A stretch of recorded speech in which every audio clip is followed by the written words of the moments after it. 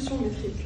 En effet, chaque pays, chaque région de la France possédait ses propres unités, rendant les échanges commerciaux compliqués. À cette époque, la France n'était pas dans un environnement idéal pour les sciences. On remarque notamment une haine grandissante envers les scientifiques, qui étaient considérés comme des bourgeois riches et éduqués.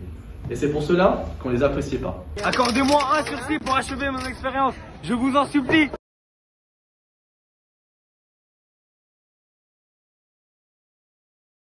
La République n'a besoin ni de chimistes ni de savants. À la guillotine. Quelle est la définition historique du maître? En quoi consiste la méthode de triangulation d'abord utilisée par Delambre et Méchain?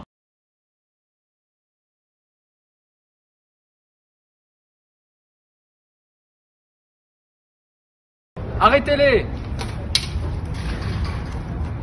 Nous sommes des scientifiques, nous ne nous intéressons pas à la politique. Emmenez-les en prison. Delambre et son compagnon mesurent avec précision la longueur d'une portion du méridien terrestre passant par Dunkerque, Paris et Barcelone, Antoise, une unité de l'époque.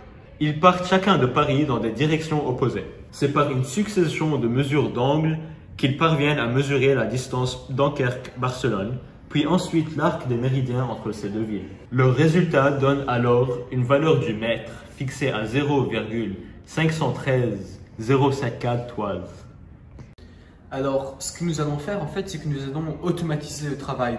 On va programmer dans un premier temps un code sur Python qui va nous faire les calculs tout seul. Alors, pour arriver à toutes ces mesures, ils ont utilisé un principe que l'on nomme la triangulation. C'est quoi? C'est la division d'un terrain pour le mesurer.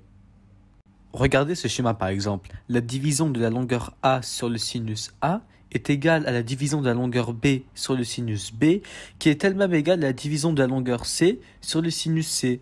Ainsi, en utilisant un produit en croix, on peut retrouver chacune de ces valeurs lorsqu'on en a 3. Et le résultat final, le voilà. À l'époque, il fallait déduire les latitudes de ces villes de la hauteur des étoiles au-delà de l'horizon. Donc, en utilisant la même méthode, mais avec un nombre de triangles beaucoup plus élevé, Delambre et Méchain mesurent la distance de 1076 km entre Dunkerque et Barcelone. Ils peuvent ensuite faire un produit en croix et trouvent une distance qui se rapproche de 40 000 km. La distance est de 38 730 km.